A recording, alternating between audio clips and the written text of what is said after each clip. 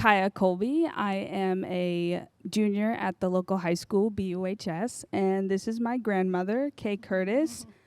Kay Curtis is a child care professional, artist, and active community member. She co-founded the successful Harmony Collective, an artist-run gallery on Elliott Street.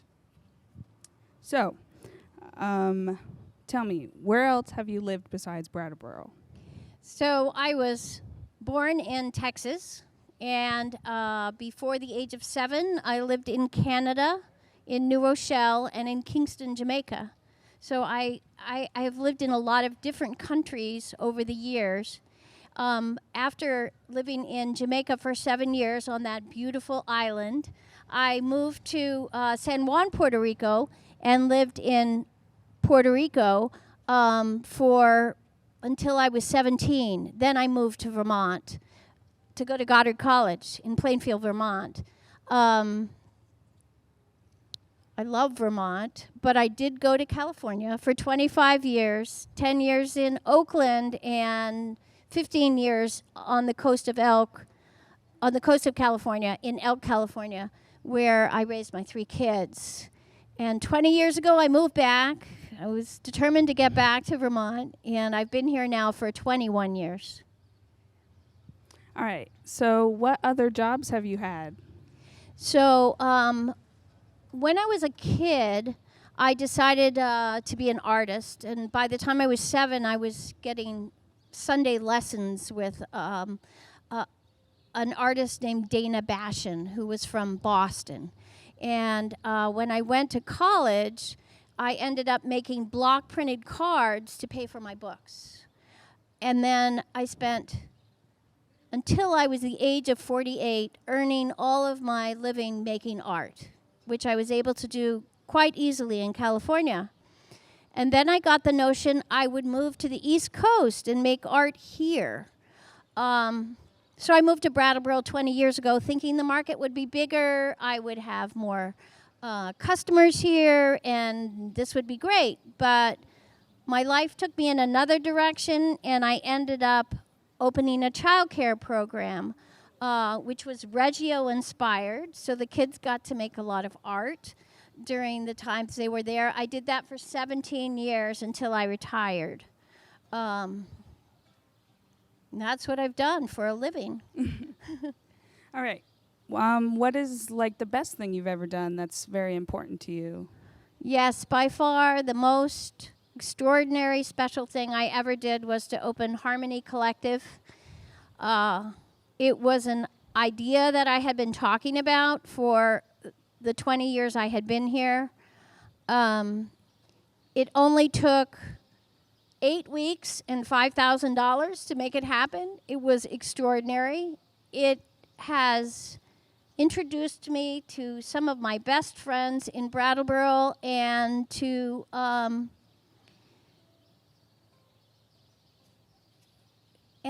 extraordinary encounters in our community between art lovers and artists, and extraordinary conversations that happen between the people who enter the gallery. The interesting thing about it, the thing that I learned, was that unless I had spent the 17 years in the community with the children and their parents, I wouldn't have had the connections in the community to make that a successful venture. And that was interesting, because sometimes you say, well, I really didn't want to do this, but later it turns around and that becomes the thing that makes everything possible. Wow. So you've found something that you've loved, and you get to do it for a long time. You have been doing it for a long time. What kind of advice do you have for someone who's younger in the community who's just starting to figure out what they want to do? Right. Well, I think it's important to, definitely find what you love to do. Don't do anything for money. Don't do anything for success. Find what you love and pursue that, because that is exactly what is important. I mean, you only have one life. You might as well do what you love to do. And I have been extraordinarily blessed to get to do that. So that's my advice to you, Kaya. Can you tell me something that like you love about this community in Brattleboro? Yes, I definitely love that we have a very progressive community. I made my decision to move to Brattleboro based on Brattleboro's reputation for encompassing all kinds of people and being very kind to all different groups of people. Yeah, it is. It's truly a wonderful place, and I'm so glad to be able to be growing up here and to be around so many wonderful people in this community. It's really just, it's beautiful, and I Yeah. love it. Yeah. Thank you. Yeah, thank you for having us.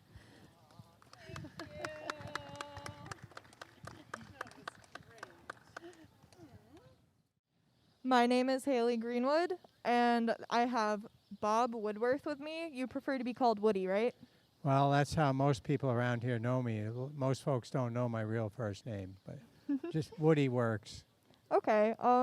So Woody is known to most of us as Woody because, most people call him that. He is a longtime avid biker and an owner of a specialized sports on Main Street.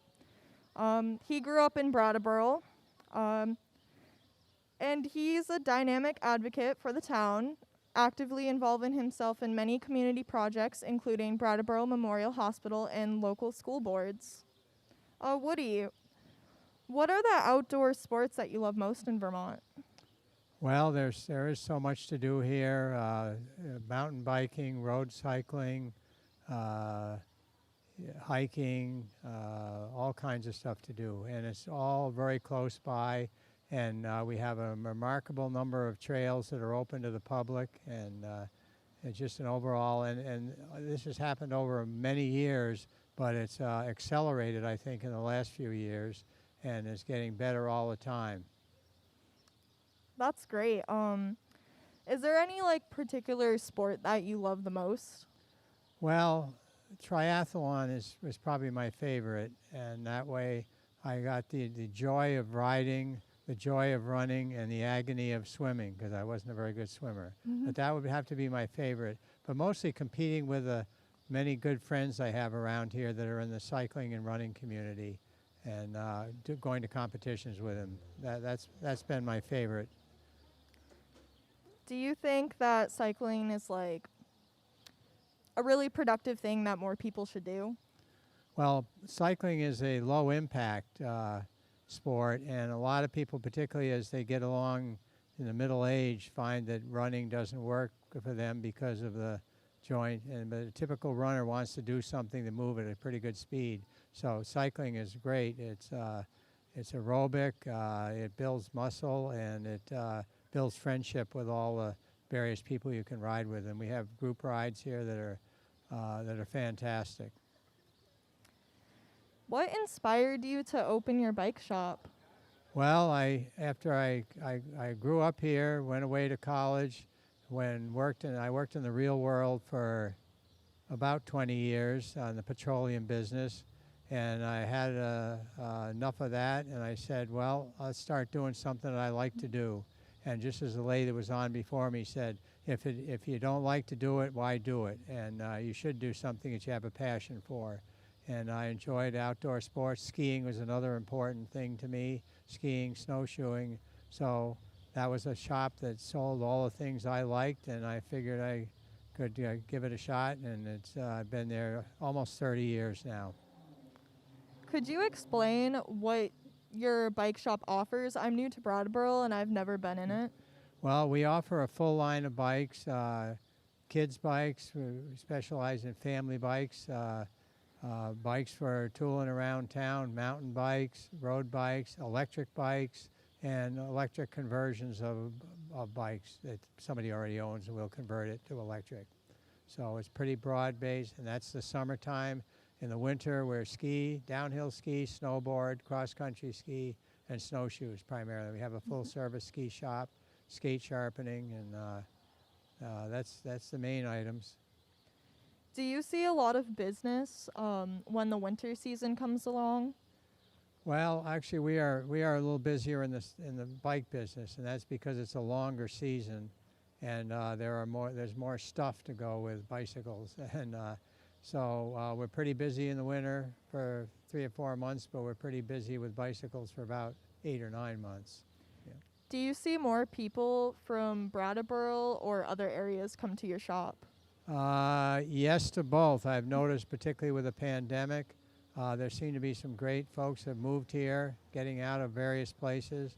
The locals have always been very supportive. Burroughs has been around for 85 years, and they've been well supported by the local community for that entire time. And I haven't been here 85 years. I want to clarify that. Yeah. It feels like it some days. How old are you? How old am I? I am 72. Wow, you're an active person.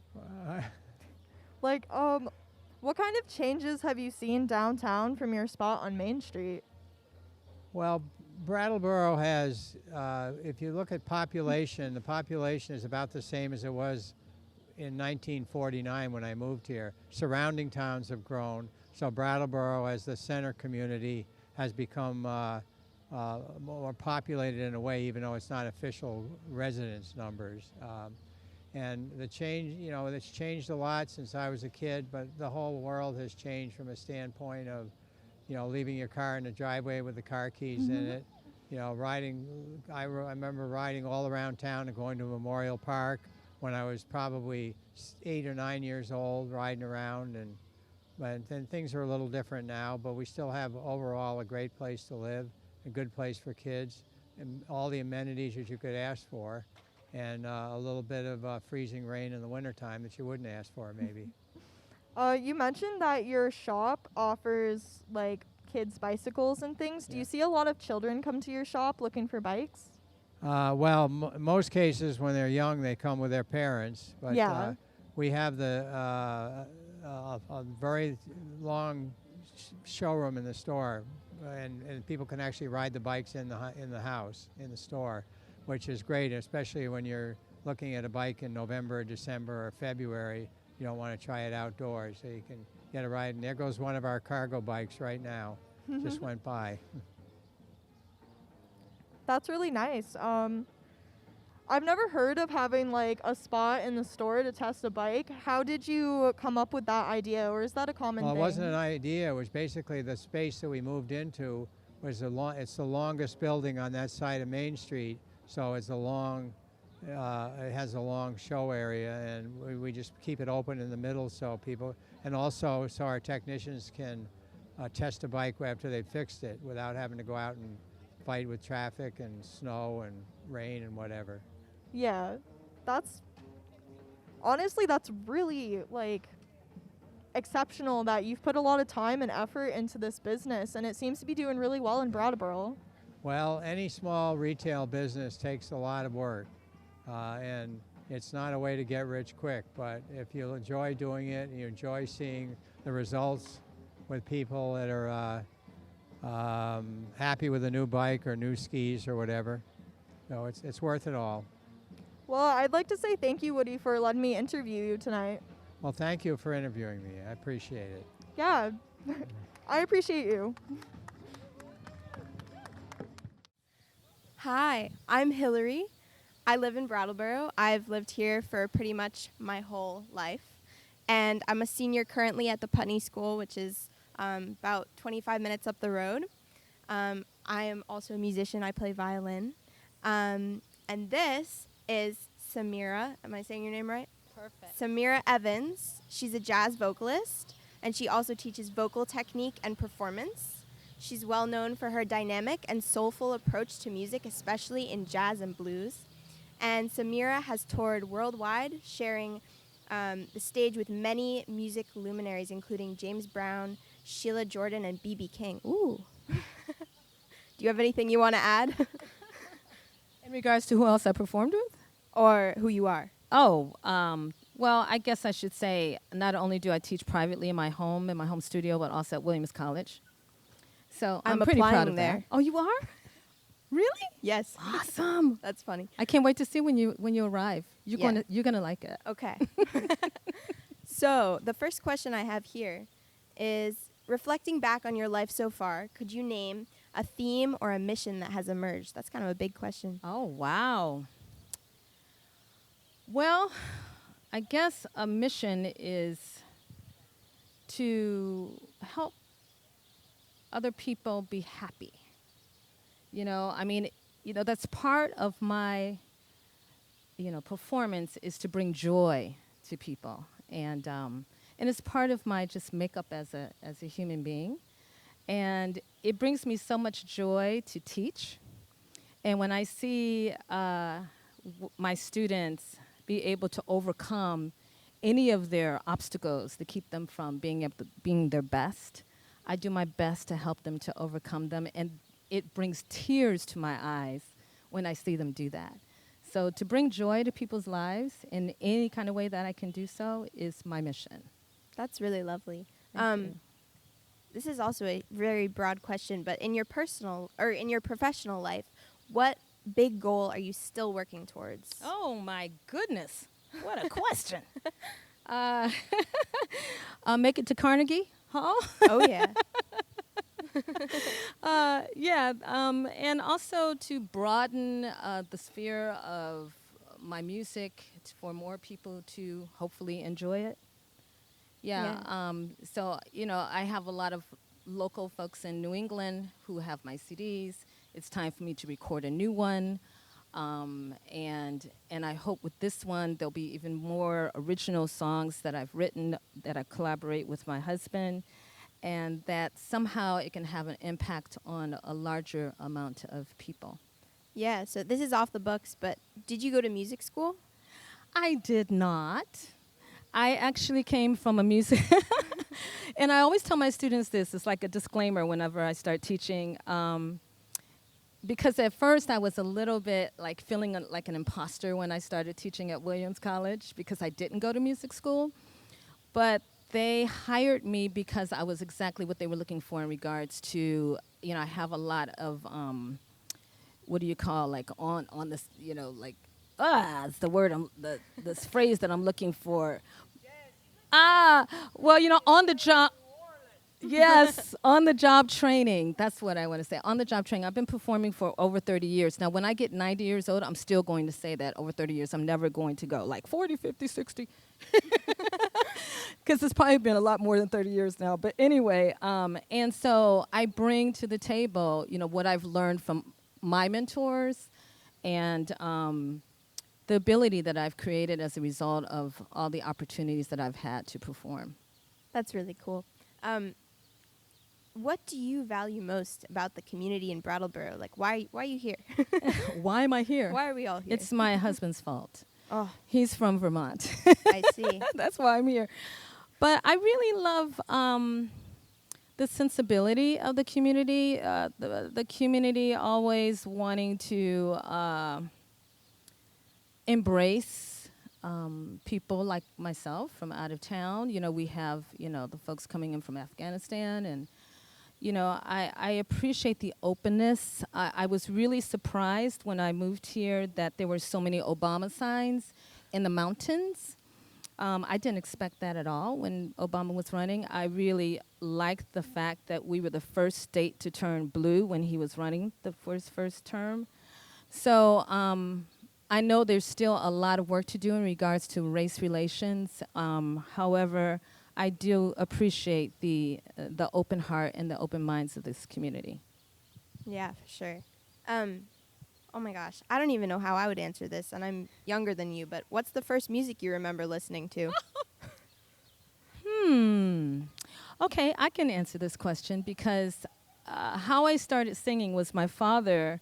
I come from a musical family, so that's part of the reason why music has always been a part of my life. And I didn't this is not answering your question, but I didn't expect music to be my career choice. So I went to school for marketing, sales, and radio, television, and film, but I found myself in music primarily because it's been a part of my life all my life. Now, I say that to say that I first started singing when I was about maybe 4 years old. My father used to sing me to sleep. Most parents read you to sleep. Now, not that I didn't get that, but he would always have me sing with him, and we would harmonize, and so that's why I harmonize so well. You want to do a harmony thing with me right now? That's some pressure, but sure if you want. Do you know You Are My Sunshine? Sure. Okay, you start. For melody, For melody, yes. do you have a key preference? Oh, that's a good question. Let's see what you do and see if I can do it. Otherwise, we'll trade. Okay. I have hardly ever sung into a microphone, so we'll see how this goes. Okay. You are my sunshine, my only sunshine. You make me happy when skies are gray. Okay, we almost went to like melody, but that's okay. That was a little high for me, so. Oh, well, next time. You've got that tender, higher tone, range. The little people voice. Yeah, no, it's sweet. So my first song, to answer your question, was Fools Rush In. My Okay. father loved to sing that song, Fools Rush In. And so that's a real great childhood memory of mine, singing with him before going to sleep. Yeah, that's... Fools rush in where wise men never go, but wise men never fall in love. So how am I to know? That's part of it. Aww. I was really loud. When I play music with people, I have always learned by ear, and so I'm wondering, do you thrive off of that kind of learning through experience, or do you prefer to learn off of the book? I prefer to learn just the way that you've learned. Because if your ear is not good, you're in trouble. And I've had some trouble with my ear. I'll admit it, and it's taken a lot of work to fix it.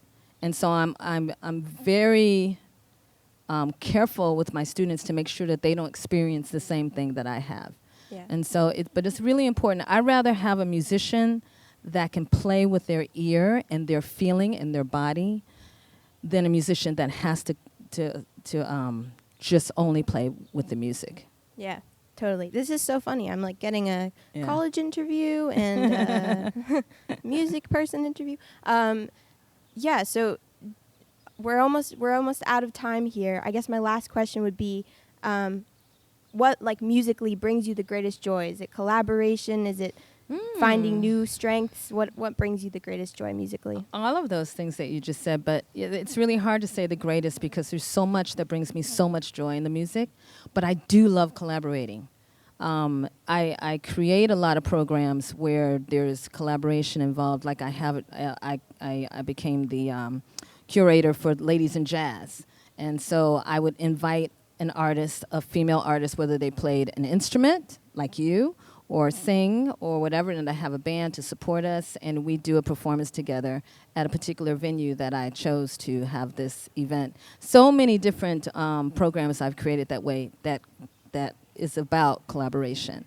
Yeah, so that's a big Awesome. joy of mine, yes. Well, this is so lovely to talk to you, and hopefully we'll see you again in the future soon around. Maybe I'll get to see you live. That would be cool. Well, yes, I hope to see. Whoops, I guess I'm not going to promote right now. I can? Oh, well, she just mentioned she hoped to see me again. So, so on the 14th of this month, I am going to be rejoining with my band that I assembled when I first moved to New Orleans. First moved to New England, to Vermont. I got the cream of the crop of wonderful jazz musicians who will be joining me at Hawks and Reed, and it's in Greenfield, so it's not that far, on a Thursday, the 14th of this month. Awesome. Yeah. Thank you so much, and thank you guys. Thank you.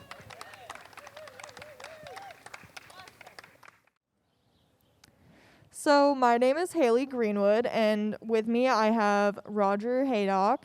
He is a naturalist, local trailblazer, and a cinematographer. How are you doing, Roger? I'm doing just fine. That's great. I mean, it's kind of eventful tonight. I guess I want to start off with, what do you most enjoy about nature? Oh boy, being in it is just, for some reason, just incredibly fulfilling. And I'm fortunate that here I am, 71 years old, but I've discovered a form of activity that is just really, really fulfilling. I build trails. I explore for them. I lay them out, and then I construct them. And I've done over 20 trails now in Windham County over the last years. And it's often true as an older person, you can't be growing in new ways and doing new things. Well, here I am doing those things. You're told as an older person, don't do hard physical labor. What am I doing, right? So Yes. I'm breaking all the rules, which is sort of what I've done in my whole life. I never went to college, right?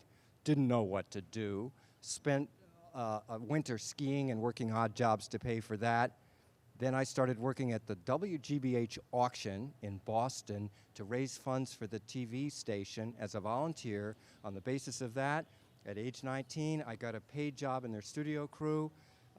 When that ended, their film department needed somebody, and I had some experience, so I started working as an assistant camera person and started traveling all over the United States in a career that I had never aimed for, just lucked into. Worked on 60 episodes of Nova, the science show. Worked with Ken Burns up here for 14 years, freelance. Traveled all over the world. I was at the 1980 Winter Olympics in Lake Placid, working for ABC Sports, and filmed the Russian-American hockey game, which, as amazing as it was in terms of our amateur players beating the best team in the world, the Russian Army team, even more amazing was the audience in that arena. The patriotism that I could feel that was just like shaking, thundering, the flags that people waved from the balcony, these enormous American flags. You could feel the patriotism in that room. You could feel that the nation that had felt humiliated by Vietnam was now coming back. It was like a turning point in American history. Next came Reagan, next came a whole bunch of other things. It was right there. And if you ever wonder the power that patriotism or tribalism can have when people have felt humiliated at the beginning, you could feel it in that room. So that was that same power you also saw used for evil by Hitler. So it was right there. So I was really lucky in my career. That's honestly amazing. I love that you have so much feelings towards that, and just that's a lot of experience. It certainly is, and you know, I'm somebody who's never went to college, but always had intense curiosity, intellectual curiosity. So I've read and read and read, and so I can read all these history books about Europe because there's so much that happened in Europe, but to actually see it and feel it in that very tangible way, just as today we're seeing in our own politics a lot of the things that had happened earlier in Europe before us. It looks different when you read it from when you experience it. Yeah, so kind of with that, reflecting back on your life so far, could you name a theme or a mission that has emerged? Well, first of all, yeah, curiosity. Yeah. That's always been there. And it's great because it drives you to keep finding more and more and more, so you're not repeating yourself. So Yeah. that's really important. And I think as a person, especially as somebody gets older, it's so easy just to get into ruts and not change enough. But if you can keep growing and finding new things, as you know more, you can actually make more connections. So it's an advantage in some ways to have such a deep base of experience and knowledge. So for me, it's really exciting. I'm 71 years old, but I'm going. Yeah, I mean, curiosity is definitely like a big feeling. Is there anything that really makes you curious? Like, is there certain things that you just want to explore more? Well, I never know what I'm going to get curious about. I wasn't curious about, for instance, geology, which I've Yeah. self-taught myself in until I was in my 30s and started with the question, why does the landscape look the way it looks? And I just started following that, reading, going on field trips with geologists. I taught myself economics for the similar reason. In the 1970s, when I was in my 20s, I knew that in the country of India, they had a large film industry as we had here, using exactly the same equipment we use, doing all the same jobs we do, and yet somebody in India doing my job was getting paid a tiny fraction. of what I was getting paid in this country to do the exact same work. Why? So from that original question, I just followed my curiosity, to understand economics, to understand finance. And when you understand economics and finance, you can understand so much of what else is going on in the world. Yeah. So I couldn't have predicted in advance that I'd ever end up doing that, but curiosity, there it is. I mean, going back to your trailblazing and everything and being a naturalist, how do you exactly choose where you're going to make a trail? Good question. Thoroughness of research is the beginning. So on a piece of land where people want me to put a trail, I will explore that land, walking on it, using colored surveyor ribbons to lay out alternate trail possibilities that are all viable as far as not being too steep and draining properly. And so I'll crisscross an acreage with lots of these colored ribbons and then go through and try to find the optimal combination. So if there's a yellow trail going this way and an orange trail this way, orange is better, we go orange. Then comes a red trail and a blue trail, we'll go red is better. At each decision point, you're making the superior choice, so the total trail you put together can only be a superior trail because each of the individual components has passed this very mechanical test. But the ultimate goal of the trail is not mechanical. As far as I'm concerned, it's aesthetic. I'm trying to create the opportunity for people to have a beautiful experience there. Maybe not everyone will have that, but if you can create as nice a trail as possible, the opportunity for that is enhanced. And so I love doing it. I love the physical work. I love just being out in nature. I love hiking the trails afterwards. I mean, I'm in heaven. And also, because I worked in the movie business for many years, we can use certain tricks that we used in the movie business for making a scene work. For instance, the motion pictures that we would shoot were always two-dimensional, right? I mean, because there's no three-dimensional, but we were always trying to make it look 3D.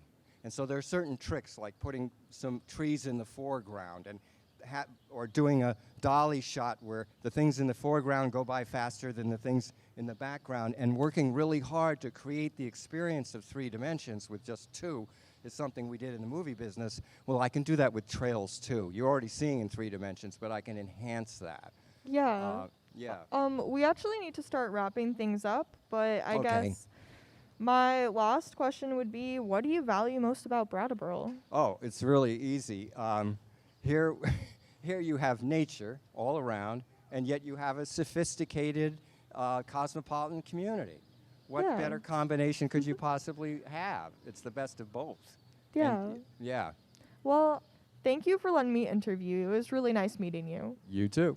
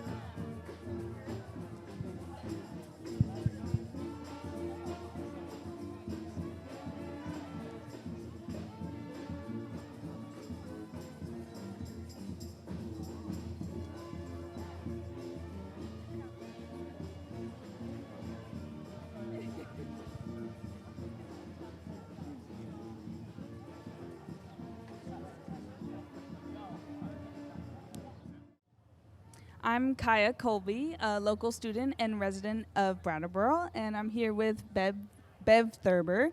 Bev was born on her family's dairy farm in Guilford and married into the Thurber family. She and her husband Stu began working together on Lilac Ridge Farm in 1965 in West Brattleboro.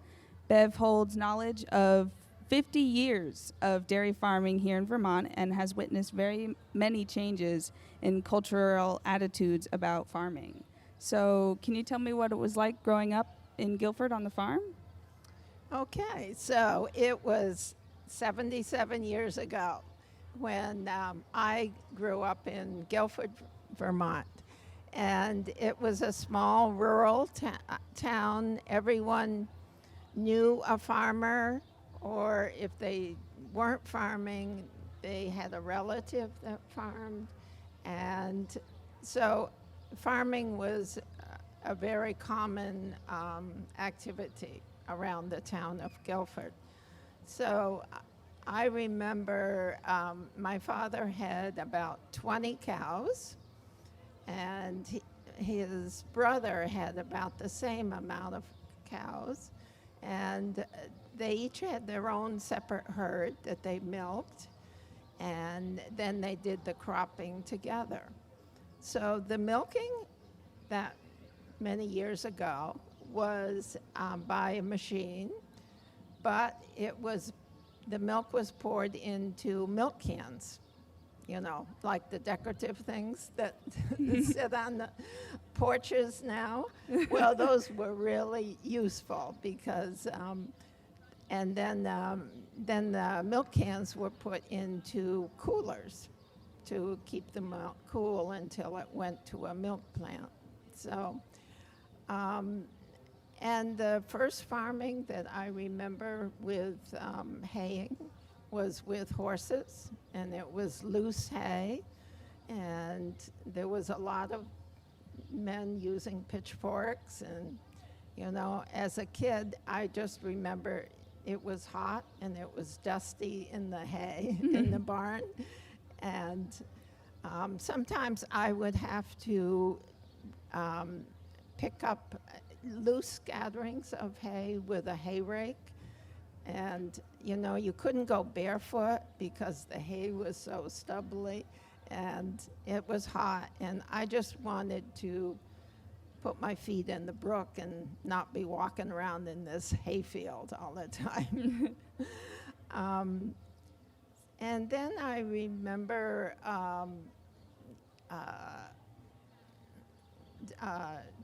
sugaring time in the spring.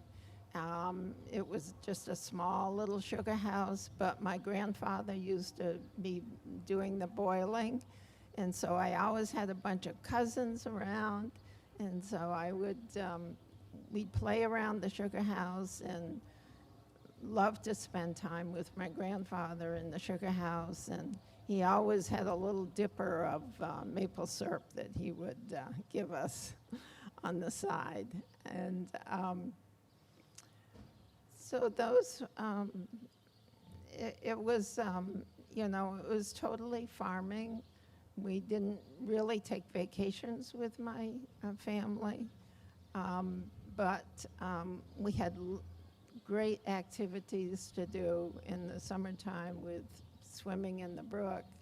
And then the winter, we always had fields of snow for sliding, and we had a pond for skating. So we always sort of made our own vacation time at home. That's so sweet. What kind of changes have you seen in the last 50 years, like in the farming, like culture, I guess? Okay, so changes, I will explain them maybe like, let's take like the haying. Everyone knows what it makes to make hay. So when we were married in 1965, we had a baler. And the first piece of equipment that we got to improve the collection of bales was what was called a bale buncher. And the bale buncher gathered the bales behind the baler and bunched them into one place. And then we didn't have to run alongside each bale and pick it up. And then, so that was a real improvement.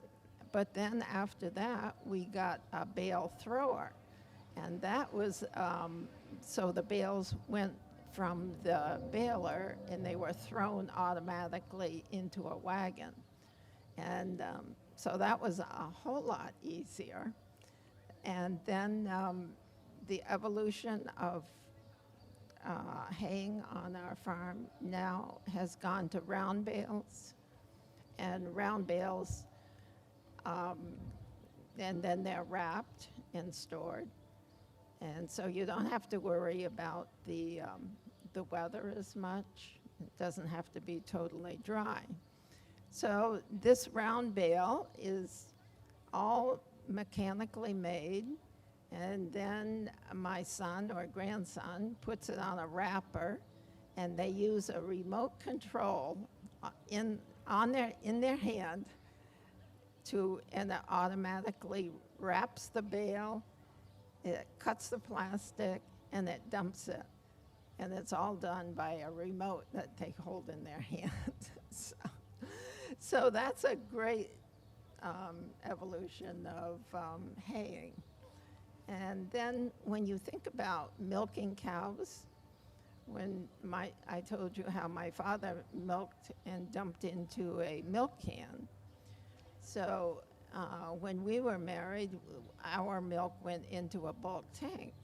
But in order to get to the bulk tank, it had to be dumped into pails and carried to the bulk tank. Well, if you've got 50 cows to milk, that's a lot of carrying of milk pails.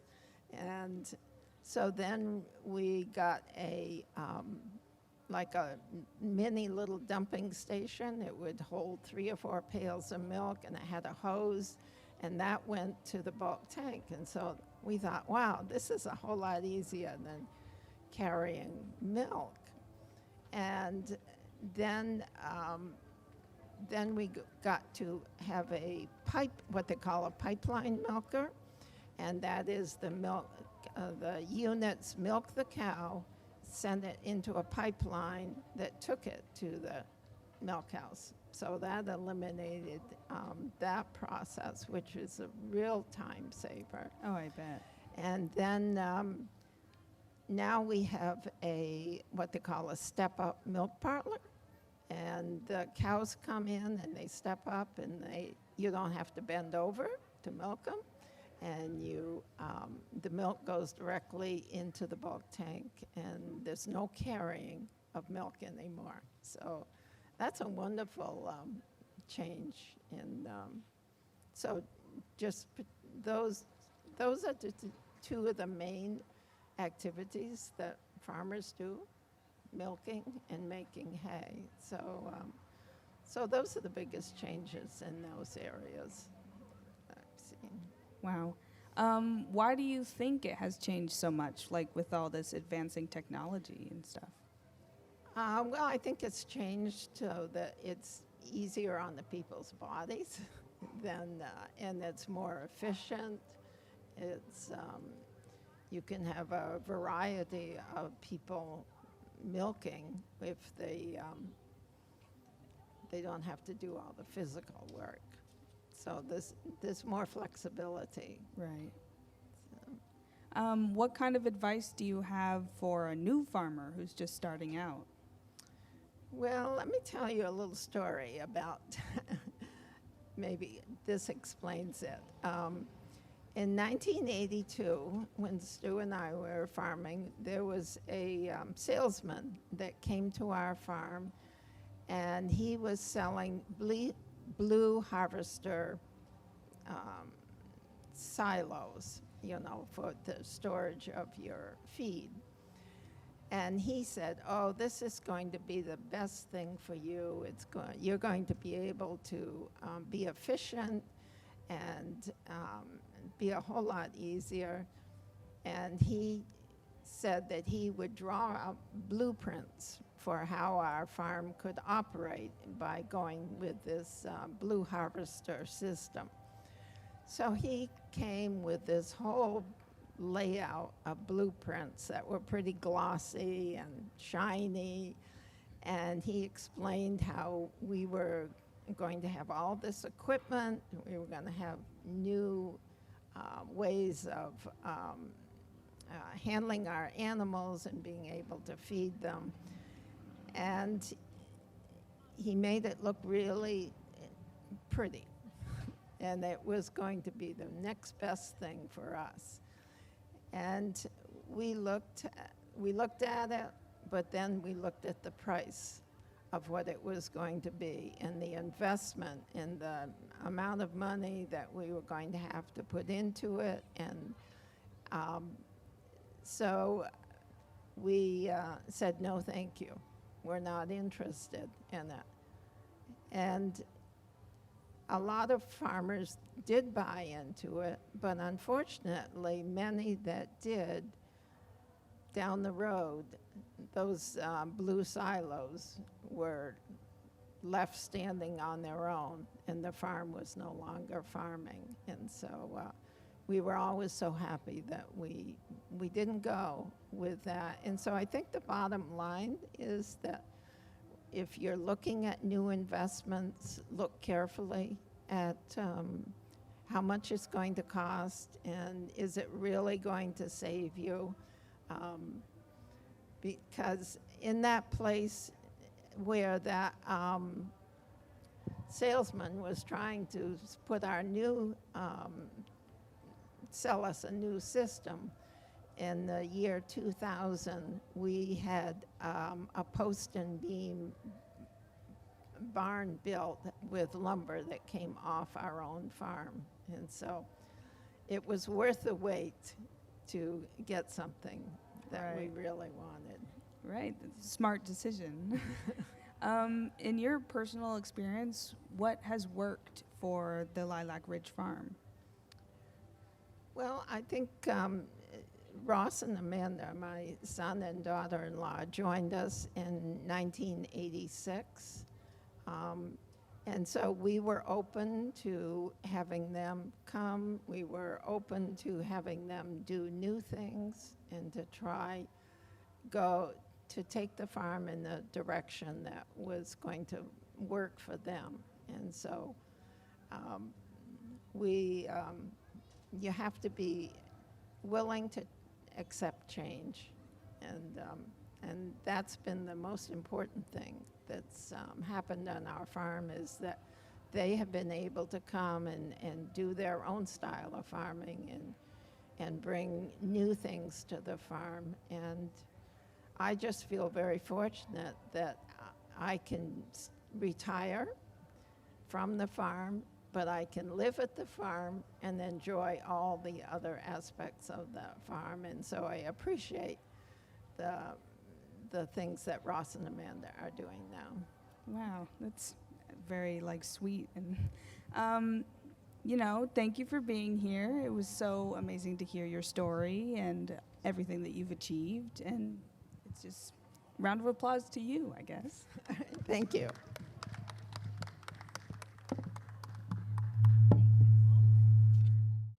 Hi, my name is Ava Whitney. I'm a junior at Brattleboro Union High School.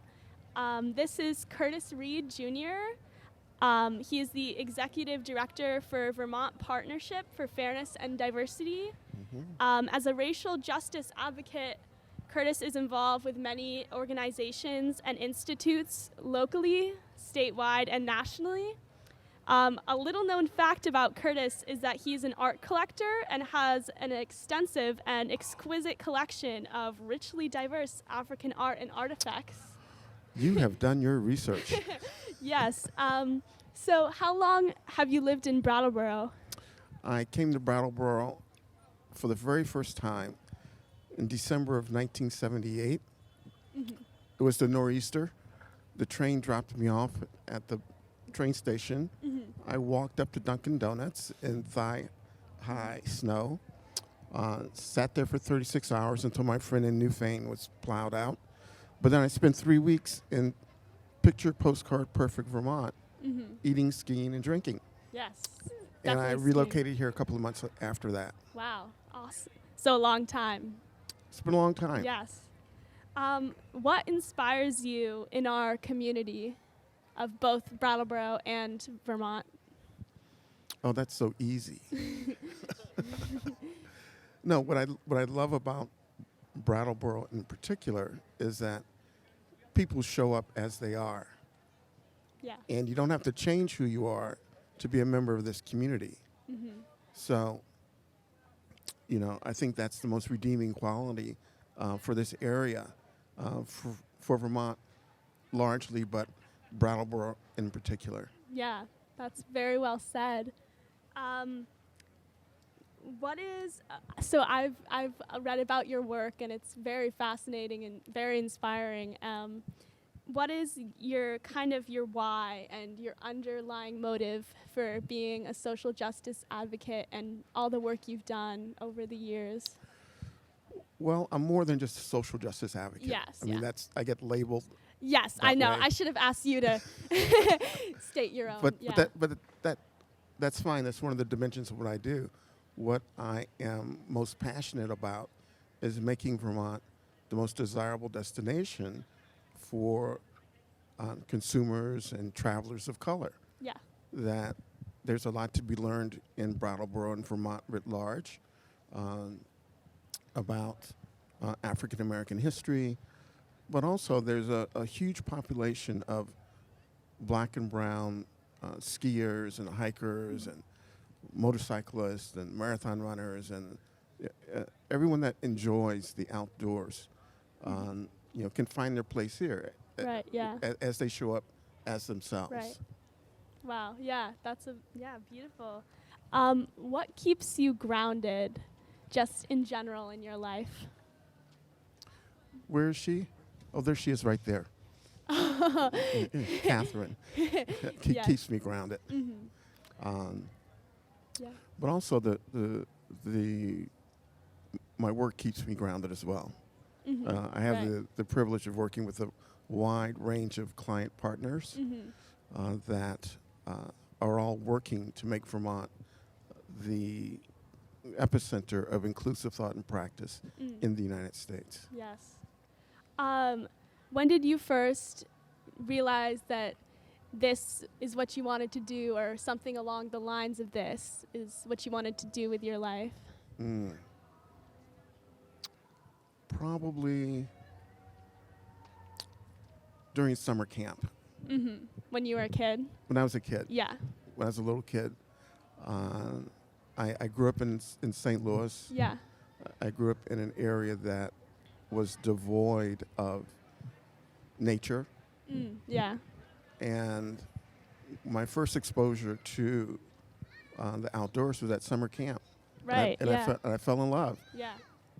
And I fell in love with Vermont before I knew that Vermont even existed. So when I came here to ski, I knew that I was at home. Right. I'm a Nordic skier as well, so I resonate with that, and it's one of the things I love about Vermont as well. Reflecting back on your life so far, could you name like a theme or a mission that has kind of emerged? I know you've already said that, but kind of a theme for what you've been doing. Well, there's this saying from camping that you don't leave anything behind, and you only leave footsteps. Leave it better than how you found it. Right, yeah. And you only leave footsteps. And I sort of feel like that's what my role is. Yeah. Is making things better, but not necessarily for whatever public fame or celebrity that there might be. Yeah. I like to work quietly in the background. Yes, yeah. Which is why I was really surprised that you found out that I was an art collector. Yes, well, Aaron actually informed me that. Oh, okay. Yeah, so going off of that, how has your interest in art influenced your professional life, and vice versa, how your professional life has influenced the art that you collect?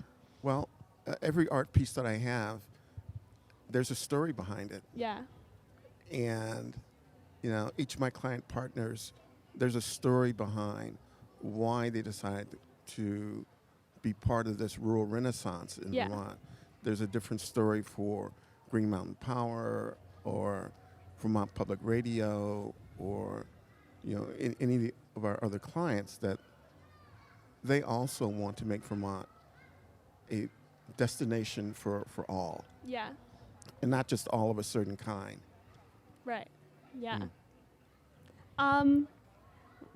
Yes.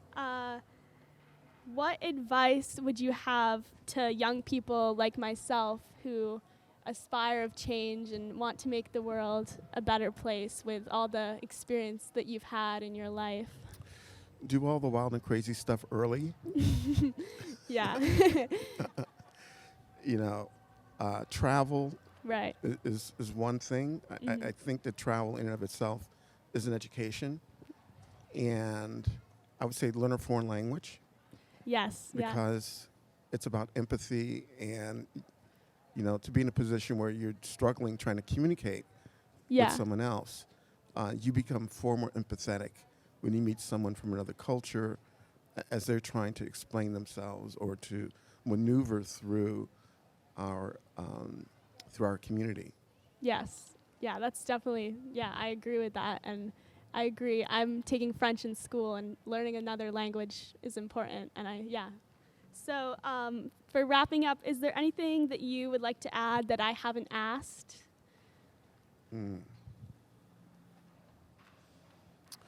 You've been very thorough. Thank you. You've hit all of the main points. Okay, good. I'm glad. Well, thank you so much for your time, and very nice to meet you and speak with you. And same here. I wish you very well. And hopefully the next time we'll do this in French. Oh, maybe. I'll have to get a little better first. Okay. Great. Take care.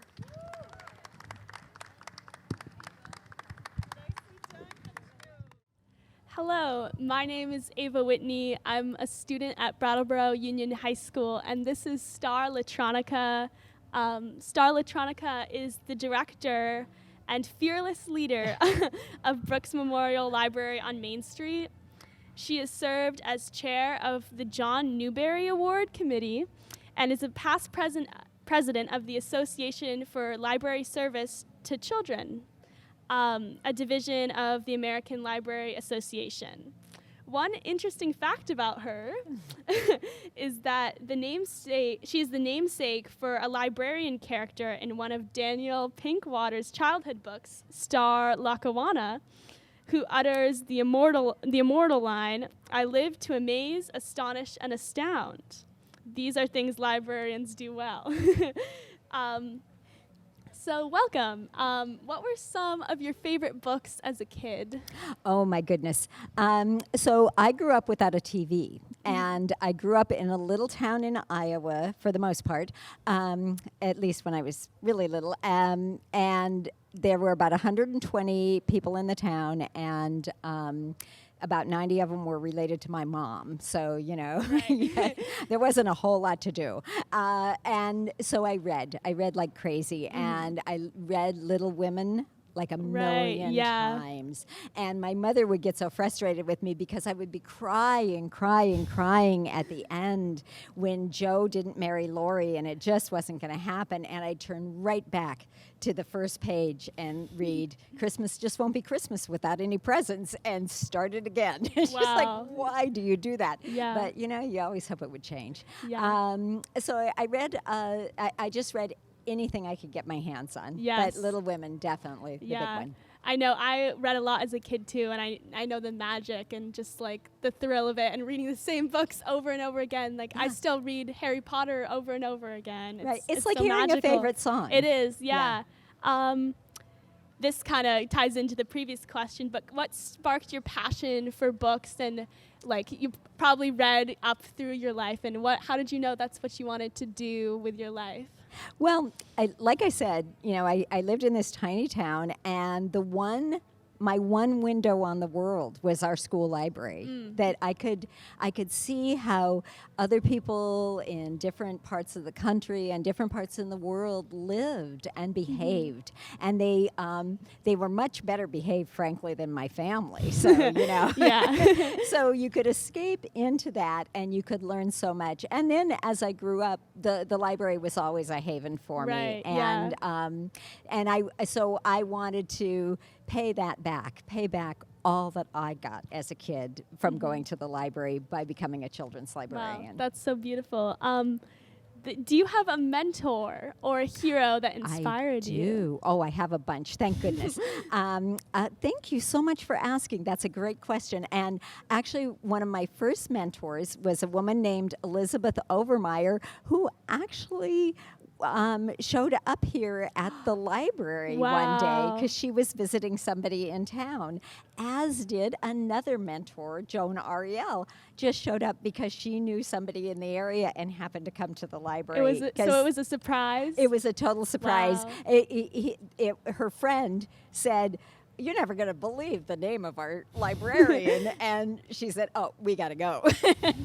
Right. So, and then one of my great mentors was somebody named Regina Manudri, and she was fierce in her love of libraries and her advocacy of libraries, and she could be really, really scary. She read the part of Trunchbull from Matilda right. once, Yeah. and she was so scary, but that's a really good thing if you're advocating for something that you really believe in. Yes, yeah. What do you love most about your job? I love variety. I get so bored with routine. Right, So yeah. I love variety. Me I too. love novelty. I love meeting new people.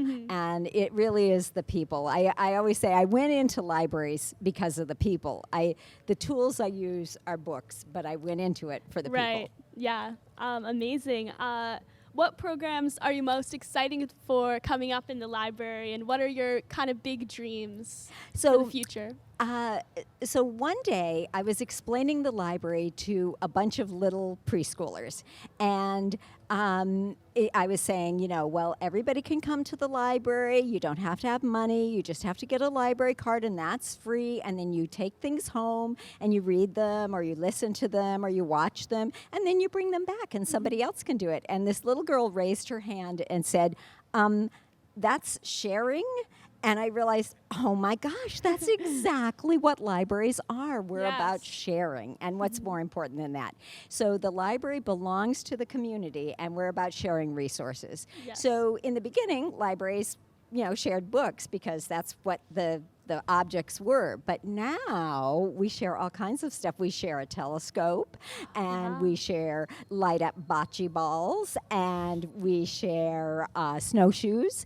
And soon, next spring, we're going to be sharing garden implements and food preparation equipment. So, and we share electric bikes. Wow. So, yeah, That's awesome. there's no so into it. It's a full community thing. It really is, and what we really listen to what the community wants. Yes. So if you want to share something, people, speak up. Come to the library. Let me know. What do you value most about our community of Brattleboro? Oh, again, the variety. I Yes, love yeah. the variety of Brattleboro, and that everybody gets to have a voice. And that's an important thing for a librarian, is everybody gets to have a voice. I don't agree with all the books in the library. I don't agree with all the speakers at the library, but everybody gets to have a voice. Very well said. And how do you hope to inspire people and with the messages you bring to share with Brattleboro? Oh, wow, that's a really good question. I just hope people keep an open mind. People come and to approach information and approach life with an open mind and a curiosity. Don't be judgmental, be curious. Yeah, beautiful message. Okay, one last kind of funny question. How many books do you read in a month, would you say? Oh my gosh. Well, because I sort of, I don't just read one from beginning to end and then start the next one. So right now I'm working on about half a dozen. There's a variety. I'm working on the new Catherine Patterson, who is an amazing children's author and is going to come visit us here in November. Wow. So that's a really special thing because she is like really the pinnacle of children's authorship. So I'm working on her new book. I'm working on the new Archer Mayer, who will be at the library tomorrow at 11, and then a number of nonfiction books too. Yes, so definitely a lot. A lot. They're all over the place. So whenever I go into a room, I can pick one up and just start to read. And sometimes I walk down the street and read books, and my husband's always afraid I'm going to be hit by a car. But Yeah. Well, thank you so much for your time. It was a pleasure to meet with you, and come to the library soon. Yeah. Thank you, Ava. Yes. Hi, I'm Desmond Grace, and this is Stefan Gillum. I go to the school Hilltop Montessori. I am in 8th grade, and I'm just kind of here to interview Stefan and kind of what he's done. So this is Stefan Gillum. Mediation, peace building, equity, and inclusion are at the heart of everything Stefan Gillum does. He is the president of the Wyndham Co., chapter of the NAACP and AmeriCorps, Vista alumni, and Stefan is involved with the Community Equity Collaborative, the Root Social Justice Center, and several other equity committees across the state. Nice. Thank you. Reflecting back on your life so far, could you name a theme or like a mission that drives you on? Yeah, I would say that a mission that drives me on is, or a theme is humanitarianism.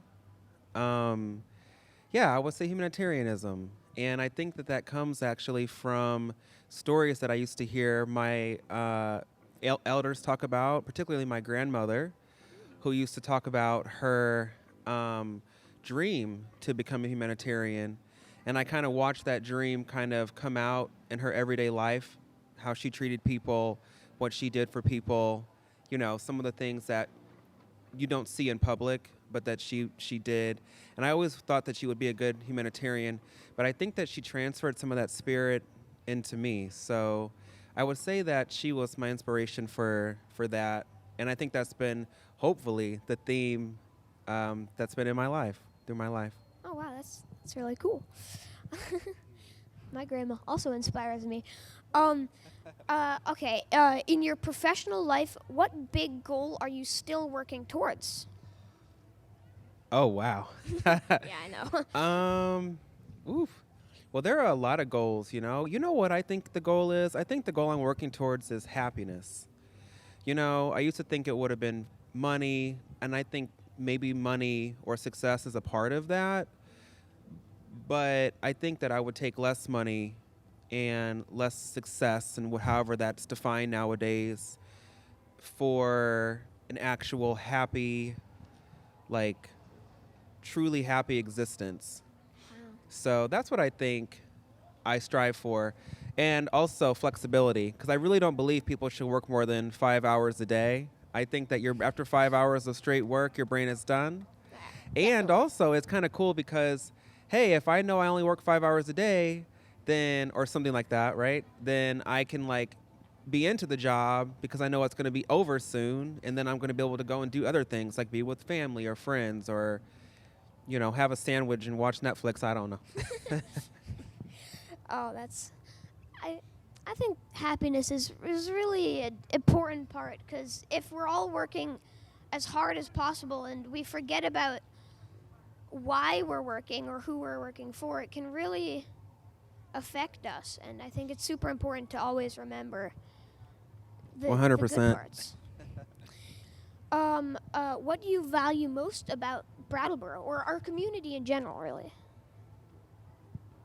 You know, what I value most about this community is, because I've had to grow into this community, you know. I came here and I didn't plan to be around long, and then I just kind of was here, which is I think is how most things happen in most places. But I think what I value the most about this community is its ability to listen, honestly. Even if we don't necessarily agree or see eye to eye, I think that there are a lot of communities and people who are very full of themselves and their, knowledge that they have grown over the years. And I think that it inhibits the ability to listen. But I find that people in Brattleboro or Windham County, especially this area here, are pretty good at listening. So they must have had some good friends along the way that have humbled them down and told them that maybe they were a little too high up and they should maybe listen and use what they have to add to capacity. So that's what I would say about this town. I don't know. Nice. What about you? Oh boy. Oh boy. I think it's just really nice to have a big community where you can rely on each other, because also at the end of the day, when you've been having a hard time with something, it's always good to have something to move back onto, or just that you can really rely on to be there. And I think that's really what community is really good for. Here's one I've been wondering about, kind of out of the blue, but if you had like a big red button, you could just smash it and just make 1 year just disappear and be replaced with just nothing happen, just like a normal year, anytime in history, what would you even hit it? And what year? Wow. Oh my God. It depends on what I'm thinking about at the day, if I would hit it or not. I would say that the year that my best friend from childhood passed away, I feel like I might delete that one. However, maybe those experiences, I think I would delete that one. I miss him. Oh, well, sometimes it just needs to go in the way it does. So. Yeah, sorry, that was kind of a morbid answer. Well, if you had a magic wand, what would you change? It's kind of the same question, I guess, but maybe a little different. These are cool questions. If I had a magic wand, what would I change? Well, I've actually thought about some of this because I watch Harry Potter. So, and who's to say I don't have a magic wand, by the way? Let me see. What would I change? I think I would change.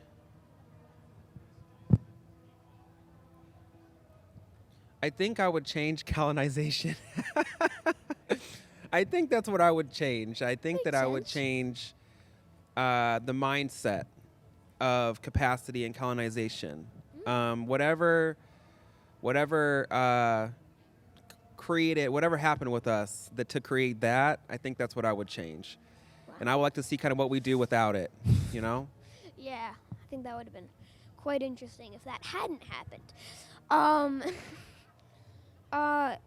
Well, here's another one off the sheet. If you had a superhero for a best friend, who would it be? Oh, okay. Oh, a superhero. It's so interesting because I never really liked all of the heroes in the movies because I feel like they were badly written. I thought the villains were written better. That. I mean, sorry, but Definitely. Batman was kind of exciting, but I really didn't like him. But he was the most exciting superhero because he was kind of complex. Yeah. Yeah, he was. let me see. Let me think. I think if I had a superhero, that it would probably be. Oh, actually, well, no, they were a villain, but I like their power, so never mind. I won't use that one. No, that doesn't really matter, actually. I think it would be Storm from the X-Men. From X-Men. Nice. Yeah, nice. and I think it would be blow away all those bad people. Yeah, I think it would be Storm because Storm had a certain sense of elegance and bravery that I thought was a pretty good combination. And she was the only X-Men, even though she was like the most powerful one, like a level 5 or whatever. Kind of my comic book nerd's coming out. Oh boy. But, she was never trying to like be like the unequivocal like leader or mean, you know. So I guess that's what I would say. Nice. Think you would make a good team? I think we'd make a good team. Nice. I think we would make a good team. At least we could at least try to be stylish together, if nothing else. Let's see. If in your childhood ever, was there anything that really like stuck with you or maybe helped shape who you are today? Yeah, I would say so. I would say acceptance.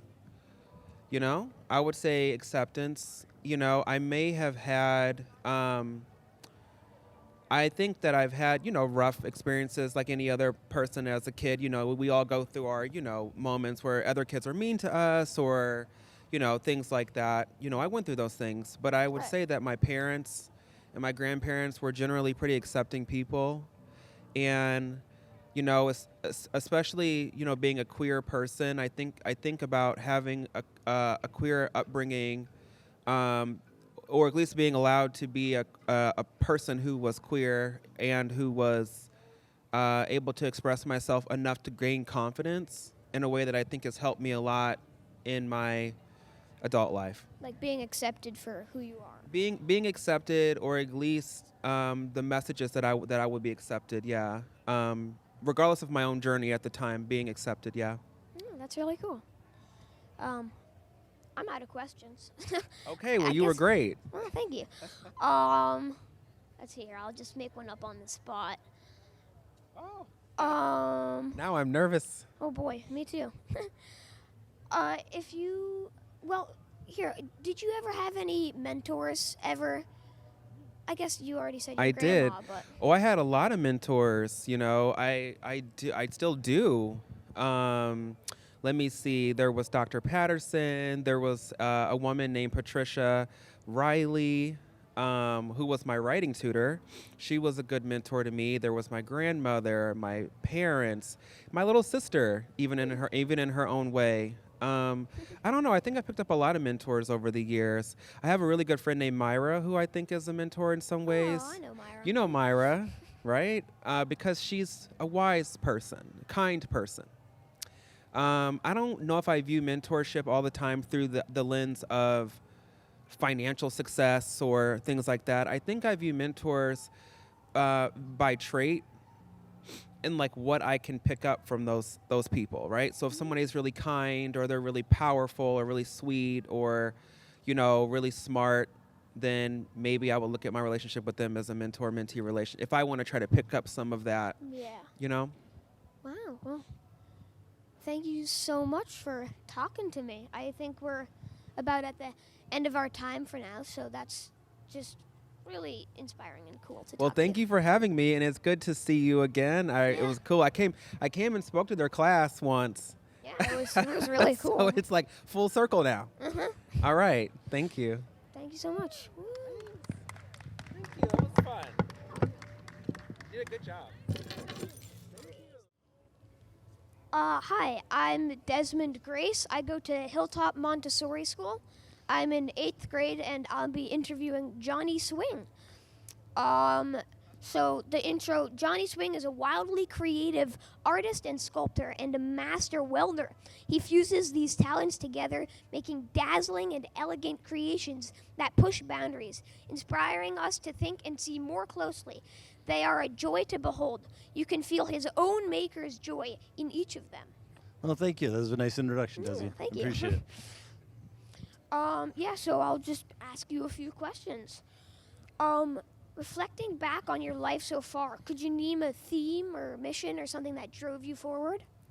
I love making things. Ever since I was a little kid, I've always made things. One of my favorite stories is I like motors. I like things that run. I like fast things. And my mother had a sewing machine, and the sewing machine happened to have a pedal that made it go faster, and I thought it was like a gas pedal. So I would sew and drive at the same time, and you know, I just ended up doing a lot of sewing. Try that one. It's really cool. Sounds It's cool. really fun, especially if it's got a reverse pedal, and then Ooh. you can go backwards and forwards and Yeah. drive around.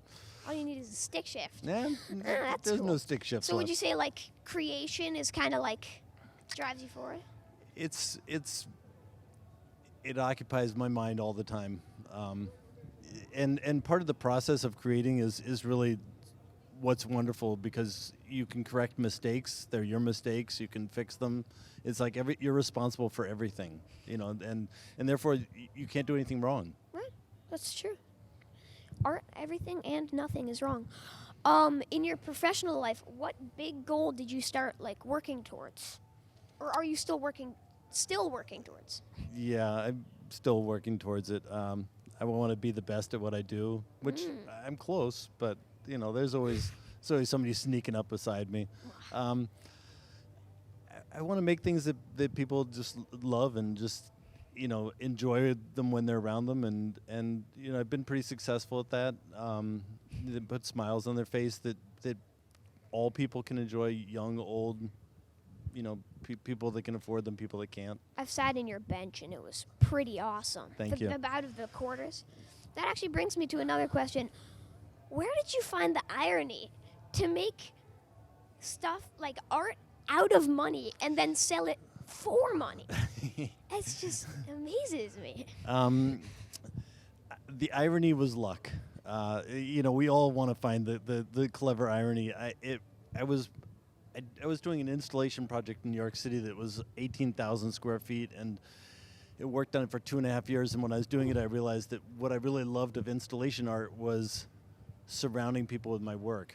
And the next best thing to installation art for me was making furniture where I could make something, and when people were in the furniture, they were almost being hugged by me. They were being surrounded by me, by the work. And they could have that tactile experience of when you touch the coin furniture, it's just this amazing thing. And then the irony comes back into it. It's you're just surrounded by money. You're just touching money. You're just sitting in money. So it was a logical progression from found objects to welding pennies together. And when I first started welding pennies together, it was sort of trying to elevate something that clearly they are like little sculptures. Each one is sort of magical in its own right. Yet at that point in 1993, no one would even pick up a penny. It's not you can get barely people pick up change anymore as it is. But so I just was I can take these wonderful objects and make them into something fantastic. That's really I'm cool. not sure I was that positive when I first started. But what do you value most about our community in here, like Brattleboro in Vermont? Brattleboro's been fantastic for me. I moved up from New York City with my 6-month-old in 1995, and I've done nothing but gain traction. I've had shows all around the world, and it's been, as a community, it's been really supportive. It's been really open. It's been really positive. The Brattleboro Museum's been a wonderful outlet. The curators and directors there have been fantastic. The resource of friends in this area has been amazing.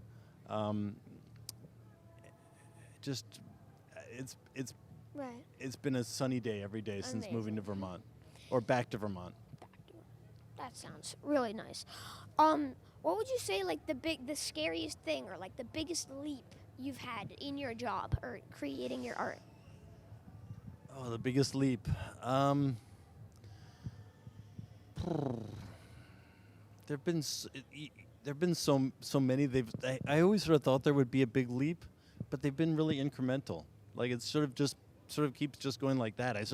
I'm so full of myself that I just always sort of thought that it was going to go whoop, and I'm going to be like a superstar. Just suddenly wow. But it's just sort of it's pieces of a puzzle. It's it's persistence. It's just not giving up. It's loving what you do. And that's a leap in a way, just persisting, just getting the drive to do that. Yeah. Always. Yeah. If an article comes out in a paper and people are like, "Oh my God, this is going to be incredible for you," it is incredible for me, for my for how I feel inside. But it's just another piece of the puzzle. That's really cool. What do you enjoy most when you're in your studio? Getting things done, which is it sounds by being in my studio, which I actually call a workshop, but or maybe being in your element, just in general. I love getting stuff done. It's not a real answer, but there's so much stuff in life where you're making phone calls, you're returning phone calls, you're checking on stuff, or you're out of materials. When I'm actually doing something, and I have something to show for it at the end of the day, I'm really happy. I love that too. Yeah, I'm off the paper now. Might All as right, well just. let's go at it. Let's go back to doing push-ups, let's see. Desmond. Oh yeah. During COVID, I loved COVID. That's not. I'm not trying like to offend that. anybody with saying Not it. like that. Not the bad parts of COVID, but the good parts. Right. Which is, we sort of all got a chance to take a step back and slow down. And I took up exercising. I lost 12 pounds. I can now do 80 push-ups. I'm right there with you. I go faces, and it was just nice to be able to go back into your mind a little bit and we're discussing creativity. I don't think that our culture is bored anymore, and boredom is where almost creativity. What do you do when you're bored? And are you bored anymore? Do you ever catch yourself being bored? See, the thing is that now, it's weird that I'm the one saying this, but now when I'm bored, I automatically go to my phone, and that's just kind of a default now. So it's really cool that.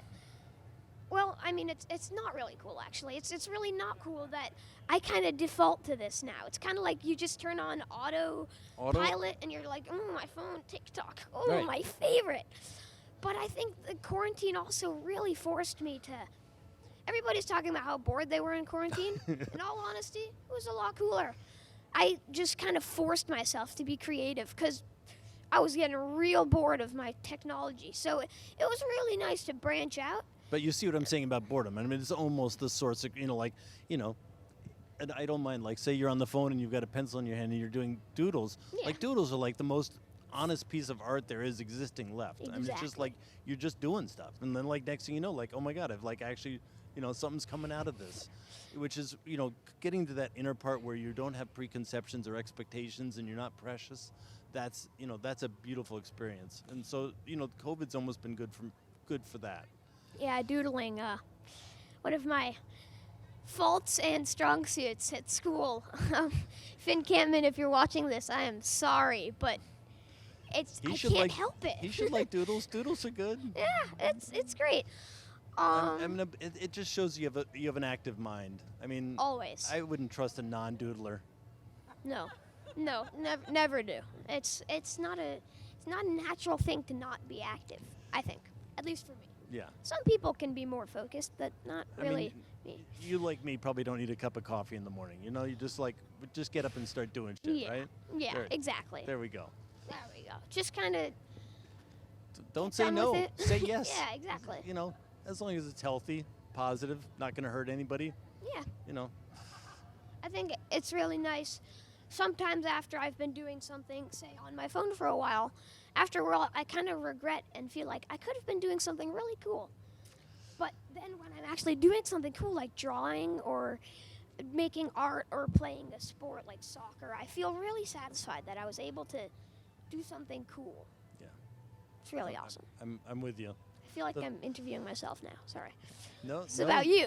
No, the phone is an odd thing. I mean, when I was young, my mother would say, "Don't watch too much TV." Now I say to my kids when they were younger, I'd be like, "No screens," or Right. it's it follows us around. It's with us. It's so. I'm one of those people I can't fall asleep watching TV. So obviously watching TV, the moving images, I'm obsessed with things moving in front of me. And how can you stop it? So I mean, I'm as bad as the next guy. My guys at work literally are like, "We need to take your phone away from you." Oh boy. It's pretty bad. But at least we know it. It's good to know our vices. That's true. You know. It's better to know your faults than to ignore them. So, So you're shivering. I am very cold. So, if you ever want to know a trick on staying warm, your thoracic cavity. Just keep this warm. You don't need to have long pants, or if you just keep a good thing on here. Yeah, I used to cover my coach ski hands. racing. Another fellow coach said the only people that have an excuse to be cold are the ones that are poor or stupid. Oh boy. And you're neither. So Okay, well, I hope so. So I'll. you're fantastic. So what are you studying in school? What's your favorite topic? Oh boy. Everything adds up to just a really cool day. That's Oh, nice. we're doing a lot of climate work right now, which is exciting to really learn about it. And Is there any hope? Or do if we- people actually bothered to do something, I'd say there would be. But at the moment, people aren't really trying very hard. So Yeah, there is, but That makes me it better happy. come fast. Yeah. What? We're opening up to comments from the crowd. Oh yeah, Did- sure. You guys want to hop in here? Advice. Advice for me. That would actually be very helpful. Oh yeah. Oh, okay. Well, we can do that too. What's your passion? Oh wait, it was me giving you advice, right? What's your can't really passion? What's your remember. favorite thing? Oh, I also like being creative. It's not really Also, besides what? Interviewing people? yeah.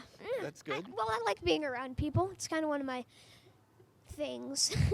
But I like, I don't know, being active, being creative, just making stuff. Like you said, it's just really, really cool to just make something that's all your own. So. Just continue loving it. When you don't love it, then there's something wrong with it, and That's and true. it's not gonna it's gonna show through with the work. That's all. I mean, it sounds so simple and so obvious, but and fight through the hard times. I mean, there's always stoppers. There's always things. My mother was an artist, and everything always had to be just right for her to make art. And I said to myself when I grew up, like, I'm gonna make art no matter what. If all I have is masking tape and newspaper, or a stick. I found some pretty cool things to do with that exact group of things. I think the best thing about art is that there is no perfect about it. Exactly. There's and every mistake almost makes them better because you got to solve. Art is about problem solving. So, right. Well, sometime if you ever want to visit my workshop, I'd love to show you what I do. love to. It's a Sounds nice awesome. shop. It's fun. All right. Oh, Well, the crowd looks saying like, go. Okay, better go. Desi, you've Thank been you. awesome. Cheers. Thank you so Thank much. you. Wow. Happy COVID. Happy COVID. Should be a holiday. It has been a holiday. What are you talking about?